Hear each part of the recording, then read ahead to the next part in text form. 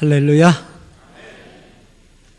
사람들이 요즘 시대를 향해서 경제적으로 너무나 어려운 상황이라고 말합니다. 제2의 IMF의 상황보다 최강 경기가 더 어렵다라고 말하기도 합니다. 그런데 어느 시대를 막론하고 어렵다라고 하는 이 아우성이 없었던 때가 없어요. 교회를 이끌고 있는 목사로서 분노하고 현실에 만족하지 못하는 사람들에게 어떻게 하면 그 자리를 박차하고 두 주먹을 불끈 쥐고 우뚝 일어서게 할 수는 없을까? 라고 기도하는 가운데 저에게 떠오른 한 사람이 있었습니다. 그자가 바로 오늘 본문의 주인공으로 등장하는 기드온이라는 청년입니다. 불가피한 상황 속에서 기드온은 좌절하고 절망하고 소심한 마음으로 무력감에 사로잡혀 있었던 사람이기도 합니다.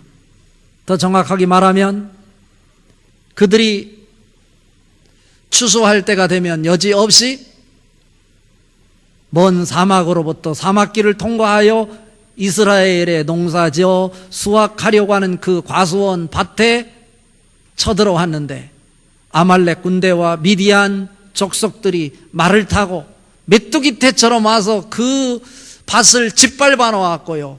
이제 수확을 얻겠다 이마에 땀을 흘리면서 1년 내내 농사 졌던 것들을 그들이 다 싹쓸이 해가는 거예요.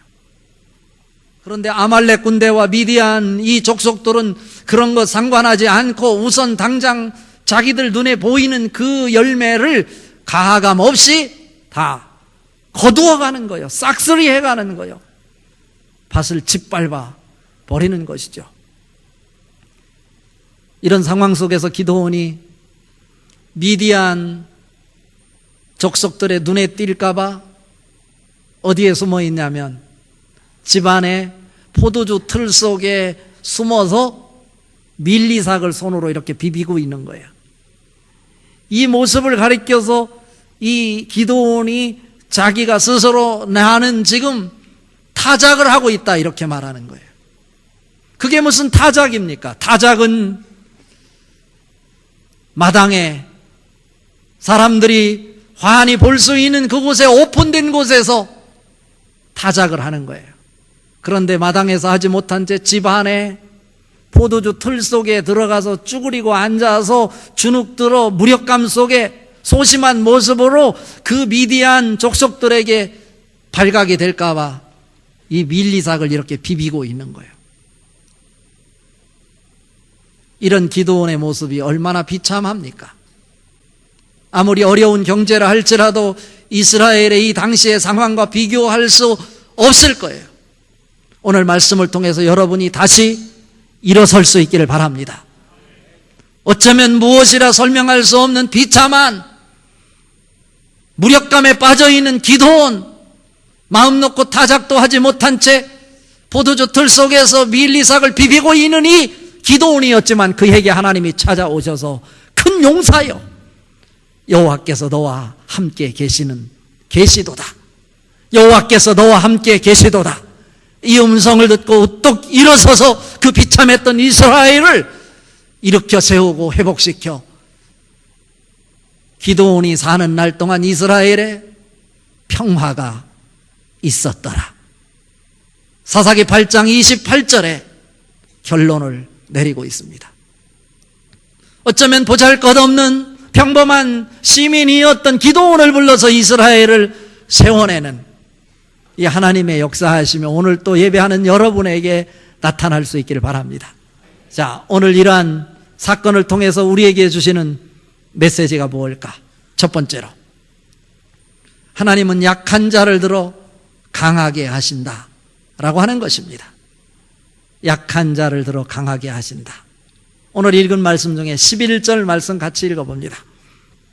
여호와의 사자가 아비에셀 사람 요아스에게 속한 오브라에 이르러 상수리 나무 아래에 앉으니라. 마침 요아스의 아들 기드온이 미디안 사람에게 알리지 아니하려 하여 밀을 포도주 틀에서 타작하더니 것입니다. 추수 때가 되면 여지없이 말을 타고 와서 수확해야 될 이 곡식들을 다 짓밟고 그 수확물을 하나도 남김없이 다 탈취해가는 이 미디안과 아말렉 군대들, 그들이 두려워서 오늘 기드온이 소심하게 그들의 눈에 뜨이지 않게 하기 위해서 자기 집안에 있는 이 포도주 틀 속에서 이 밀리삭을 손으로 비비며 타작하고 있었다라고 하는 것입니다. 그런데 왜 하나님께서는 무력감에 사로잡혀 있는 소심한 기드온에게 찾아오셨을까? 라고 하는 것입니다. 그냥 찾아오지 않았어요. 기드온은 나약한 모습임에 틀림없어요. 하나님은 어떤 자를 찾으시는지 아세요? 나약하다고, 보잘것없다고, 무능하다고, 무력감에 사로잡혀 있다고 하나님이 다 찾아와서 그를 사용하시는 것이 아니라, 만약에 이 무력감 속에 자신감이 없는 기드온이 하나님 앞에 들려 쓰임을 받는다면, 그래서 하나님의 큰 역사를 이루었다면 기드온은 자기의 공을 전혀 드러내지 않을 거예요. 그렇지 않아요? 내세울 것이 없어요. 기드온은 지금 자기 자신의 힘으로는 도저히 살 길이 없는 상태에서 소심한 모습으로 포도주 틀 속에서 낙심한 채 무력감 속에 밀리삭을 비비면서 지금 불안에 떨고 있는 것입니다. 그런데 하나님은 그런 기드온에게 찾아와 주셨어요. 그를 통해서 하나님이 일하신다면 기드온은 반드시 그가 이룬 그 역사에 대해서 내가 한 것이 아니라 하나님께서 그 일을 하셨습니다 라고 고백할 것입니다. 이 말씀을 통해 우리에게 주시는 메시지는 뭐냐면, 우리에게 할 수 있는 것, 많은 재능이 있어요. 자기가 가지고 있는 건 남들보다 탁월하다고 하는 건, 나는 지식이 있고 나는 경제적 여유가 있고 나는 다양한 달란트가 있다. 그 일을 함에도 불구하고 자기가 그런 일을 해낼 수 있는 탁월함을 통해서 그 일을 하고 났을 때 그 영광을 하나님께 돌리지 않고 자기 영달을 위해서 자기 자신에게 돌리고자 하는 그 사람을 하나님은 절대로 사용하시지 않는다 라고 하는 거예요. 여러분은 하나님의 시선에 주목을 받는 여러분 될 수 있기를 바랍니다. 기드온이 그럼 어떻게 해서 하나님의 시선에 주목을 받았을까? 오늘 읽진 않았지만 이 사사기 6장 앞부분에 보면요, 6절, 7절 그리고 8절 앞부분만 보면 기드온을 주목할 수밖에 없었던 하나님 모습이 나와요. 한번 읽어봅니다. 6절, 이스라엘이 미디안으로 말미암아 궁핍함이 심한지라 이에 이스라엘 자손이 여호와께 부르짖었더라. 이스라엘 자손이 미디안으로 말미암아 여호와께 부르짖었으므로 여호와께서 이스라엘 자손에게 한 선지자를 보내시니입니다. 무엇이 보입니까? 단순히 무력감에 빠져 소심한 모습으로 좌절하고 절망하고 있다 해서 하나님이 그를 찾아오는 것이 아니라, 그 불가피한 상황 속에서 미디안으로 말미암아 가능성이 없음을 보고 하나님을 찾았고 하나님 앞에 부르짖었다, 이것입니다.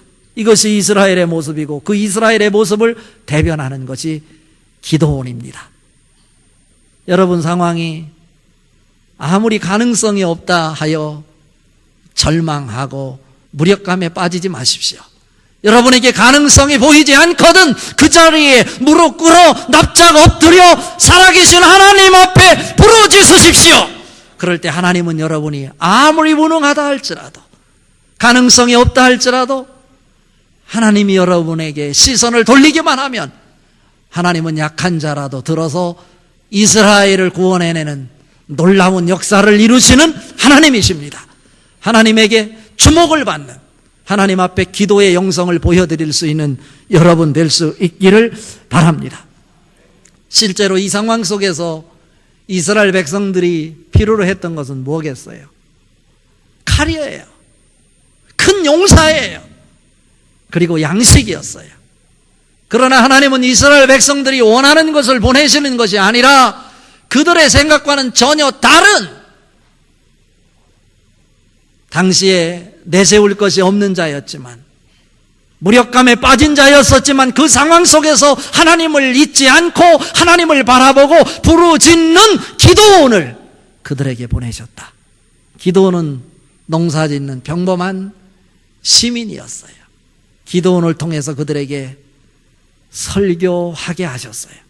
설교를 통해서 하나님의 음성을 듣고 자기들이 7년 동안 어려움을 당하는 이유는 다른 데 있지 않고 하나님을 외면한 채 우상을 붙잡고 있기에 너희가 어려움을 경험하게 되는 것인데, 그곳에서 다시 회개하고 하나님 말씀 붙잡는 길이 우리가 다시 일어설 수 있는 길이다 라고 기드온을 통해서 말씀을 듣게 하셨던 것입니다. 고린도전서 1장 26절 27절에서 이렇게 말합니다. 형제들아, 너희를 부르심을 보라. 육체를 따라 지혜 있는 자가 많지 않으며 능한 자가 많지 아니하며 문벌 좋은 자가 많지 아니하도다. 그러나 하나님께서는 미련한 자들을 택하사 지혜 있는 자들을 부끄럽게 하려 하시고 약한 자들을 택하사 강한 자들을 부끄럽게 하려 하시며입니다. 여러분은 하나님 앞에서 약한 자가 되십시오. 하나님 앞에서 미련한 자가 되십시오. 그러되 그냥 무력감에 빠져 좌절하고 낭망하는 것이 아니라 불가피한 상황 속에서 하나님을 기억하고 하나님 앞에 부르짖는 모습 보일 수 있기를 바랍니다. 그럴 때 하나님은 여러분에게 찾아오셔서 큰 용사여, 여호와께서 너와 함께 계시도다, 이런 음성을 들려주실 것입니다. 고린도전서 15장 10절에 말하잖아요. 그러나 내가 나 된 것은 하나님의 은혜로 된 것이니 내게 주신 그의 은혜가 헛되지 아니하여 내가 모든 사도보다 더 많이 수고하였으나 내가 한 것이 아니요 오직 나와 함께 하신 하나님의 은혜로라. 하나님의 은혜로라, 이렇게 말씀하고 있어요. 두 번째로 하나님께서 우리에게 주시는 메시지가 있습니다. 이것은 뭐냐면 하나님은 현재가 아닌 미래의 가능성을 보신다라고 하는 거예요. 그러니까 우리의 상황이 아무리 일그러져 가능성이 없다 할지라도 두려워할 것이 없는 거예요. 하나님은 현재를 보시는 분이 아니라 지금 상황을 보시는 것이 아니라 그 불가피한 상황 속에서 그대가 가지고 있는 조그마한 가능성을 보시고 미래를 축복하시는 하나님이시다, 이런 말씀입니다. 현재를 말한다면 내가 할 말이 없지만 불가피한 상황 속에서도 미래의 나를 통해 만들어질 조그마한 가능성 하나를 보고 하나님은 미래를 축복하시는 하나님이시다. 오늘 읽은 말씀 12절 말씀 같이 읽어봅니다. 여호와의 사자가 기드온에게 나타나 이르되 큰 용사여, 여호와께서 너와 함께 계시도다 하매입니다. 기드온은요 자신이 없었어요. 무차별하게 말 타고 와서 자기의 농사지은 밭을 짓밟음에도 불구하고 그들 앞에 나서지 못한 채 숨어서 기죽이고 무력감에 사로잡혀 몰래 따왔던 밀리삭이나 포도주 틀 속에서 비비고 그것을 씻고 있는 거예요. 이런 기드온, 세상의 눈으로 바라볼 때 이 기드온에게 가능성이 전혀 없어요. 현실을 바라볼 때 그에게 비전이 전혀 없어. 인생 끝입니다. 그러나 영의 눈으로 그를 바라볼 때 여호와께서 그와 함께 계시도다, 이 눈으로 바라보면 가능성이 있어요. 축복이 보이는 거예요. 신앙은 바로 그런 것 아니겠습니까? 신앙은 바로 그런 것 아니겠습니까?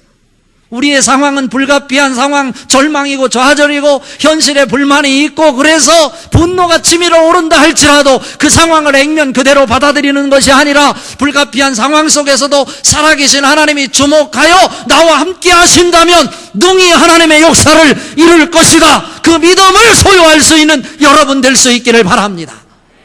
그것을 오늘 기도원을 통해서 우리에게 보여주고 있는 것입니다. 기도원은 아무것도 할 수 없는 소심한 모습으로 있어요. 그런데도 불구하고 그가 초라한 모습이지만 하나님 앞에 부르짖는 그 모습 하나 보고 기드온에게 찾아오셔서 기드온에게 뭐라고 말씀하시냐면 큰 용사요 라고 이름 붙여주는 거예요. 말이 됩니까? 비아냥대는 소리처럼 들려지지 않습니까? 무슨 지금 힘이 없어서 미디안 군대들에게 발각될까봐 숨어서 포도주 틀 속에 숨어서 숨죽이고 있는 그 기드온에게 큰 용사요 이름을 붙여 있어. 이름을 부르고 있는 거예요. 우리 인생의 가치는 하나님의 손에 달려 있습니다. 하나님의 마음 먹기에 달려 있어요. 우리의 모습도 마찬가지예요. 나 자신을 바라보게 될 때, 나를 스스로 해석할 때 열등감에 사로잡힌 나로 바라볼 것인가? 아니면 주님이 주시는 능력으로 나의 상황은 지금은 내세울 것이 없지만 놀라운 역사를 이룰 하나님의 사람으로 해석할 건가? 여러분 손에 달려 있어요. 자기의 가능성을 보고 상황을 초월하여 하나님이 함께 하시면 놀라운 일을 이룰 수 있는 하나님의 사람임을 선포하고 고백할 때 하나님은 그를 주목하시고 그를 들어 사용하실 것입니다. 여러분을 열등감 있는 여러분으로 해석하지 마십시오. 하나님이 함께 계시면 여러분은 큰 용사가 될 것입니다. 하나님의 역사를 책임지는 시대를 대변하는 역사의 주인공이 될 것입니다. 그렇게 쓰임받기를 바랍니다.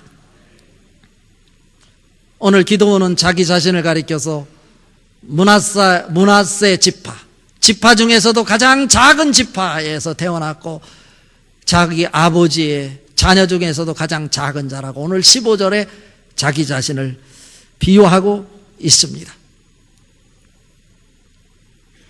예수님의 제자 가운데 베드로 알잖아요. 그는 탁월한 능력이 없어요. 정치적 리더십도 없었어요. 배움도 별로 없었던 것 같습니다. 그는 실수투성이었고요. 성질도 우락부락했던 거칠은 사람이었어요. 뱃사람이었어요.